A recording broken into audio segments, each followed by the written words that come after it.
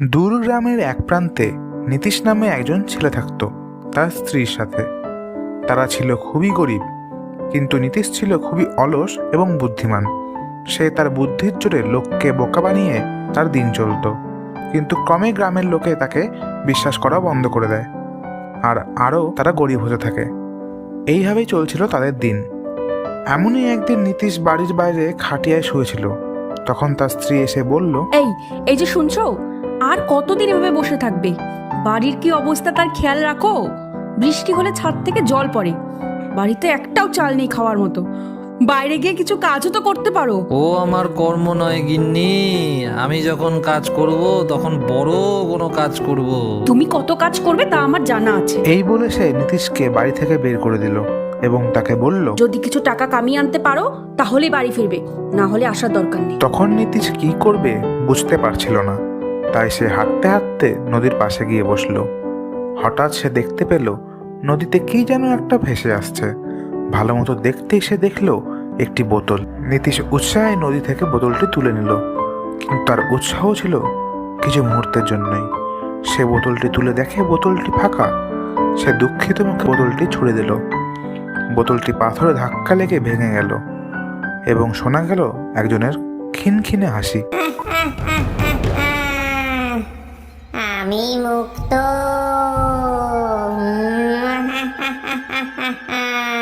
নীতিশ ভয়ে মাটিতে বসে পড়ল এবং বলল, ও মা গো, এ আবার কে? আমাকে ছেড়ে দাও, আমি কিছু করিনি, আমাকে ছেড়ে দাও। ও তুই সেই ব্যক্তি যে আমাকে মুক্ত করেছিস। বল বল বল বল বল, তাড়াতাড়ি বল, তোর কি কি কাজ আছে বল। মানে কি রকম কাজ? আমি তোমাকে আমার কাজ কেনই বা বলতে যাব? তখন ভূতটি তাকে তার অতীতের ব্যাপারে বলতে শুরু করলো।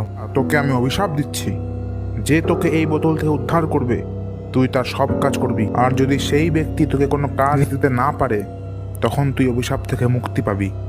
আর যদি ওর দেওয়া কোনো কাজ না করতে পারিস তাহলে তুই সেই মুহূর্তেই ভস্ম হয়ে যাবি। নীতিশ ভাবল, ও যা বলছে তা যদি সত্যি হয় তাহলে আমার জন্য এটা খুব ভালো কথা। আচ্ছা, তাহলে চলো আমার সাথে, দেখি আমি তোমাকে কি কাজ দিতে পারি। কিন্তু আমার একটি শর্ত আছে। যদি তুই আমাকে কোনো কাজ দিতে না পারিস তাহলে আমি তোর ঘাড়টা ধরবো আর মটকে দেব। নীতিশ কিছুক্ষণ ভেবে উত্তর দিল। আচ্ছা, আগে চলো তো। নীতিশ তাকে তার বাড়িতে নিয়ে গেল। এই যে দেখছো বাড়িটি, ওটা আমার। যাও, ওটাকে ঠিক করে দাও। এইটুকু কাজ?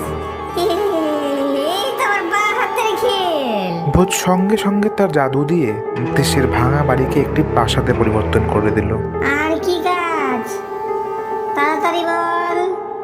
আচ্ছা যাও, এবার তাহলে আমার জন্য অনেক ধনরত্ন এনে দাও। তখন ভূতটি উড়ে গিয়ে অনেক দূর থেকে নীতিশের জন্য অনেক ধন সম্পত্তি নিয়ে আসলো। তারপর ভূত আবার বলল, পরের কাজটা বল তাড়াতাড়ি। পর নীতিশ ভাবল, আমার তো আর কিছু লাগে না, কি যে কাজ দিই। হ্যাঁ, মনে পড়েছে। এই বলে তাকে একটি কয়লার টুকরো দিল এবং বলল, নাও, একে ঘষে ঘষে কালো থেকে সাদা করে দাও। এইটুকু কাজ? আমি এখনই বলে দিচ্ছি। কথাটি বলে সে কয়লা ঘষা শুরু করলো।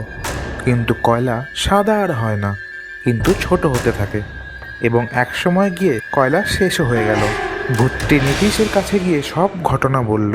তখন নীতিশ বলল, এইটুকু কাজও করতে পারলে না, তাহলে এখন কি হবে? কথাটি বলার সাথে সাথে ভূতটি আগুনে পুড়ে ভস্ম হয়ে গেল এবং নীতিশ ও তার স্ত্রী সুখে জীবন কাটাতে